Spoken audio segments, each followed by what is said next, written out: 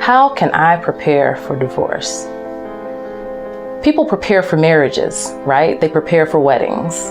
But preparing for a divorce is just as important, if not more important. So there are a number of things you can do to prepare for a divorce. The first thing to do is to be confident that you know what you own and who you owe. Do you own a house? Do you own a car? Do you own a boat? Timeshares, an iTunes account? You'd be amazed of all the things that are actually assets that have accumulated during the course of a marriage. So first you want to know everything you own.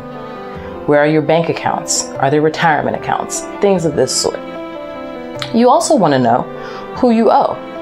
Do we have credit cards? Do we have a mortgage? Do we have car loans, personal loans, things of that sort?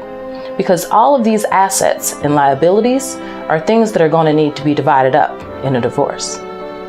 I'm sure you've heard that people spend thousands of dollars on a divorce. Thousands, tens of thousands even. And it's not because they want to stay married. It's because they're fighting over how to divide up these assets and these liabilities. So a number one way that you can prepare for divorce and save yourself a lot of money is to make a plan for how you're going to divide those things before you begin the divorce process. The second most important thing you can do to prepare for a divorce is to establish a separate household. Because isn't that what divorce means? I don't want to live with you anymore. I don't want to see your face in the morning when I wake up. I want to have a life that's independent from you. Right? So you can't do that if the two of you are still living in the same house. You can move out from your spouse and establish a separate residence. You don't need anyone's permission to do that. That's something you can just do on your own. Once you've done that, you've really prepared for divorce in a number of quality ways. Number one, you've given yourself some space in your mind, some emotional and mental space where you're away from the other person, where you're able to think clearly. Because often once the marriage has come to the place where you're ready to divorce, the tension in the home itself is stressful, it's oppressive. So establishing that own residence is good for you. When there are children involved, taking the time to establish your own residence helps you to see what you're going to do with the children.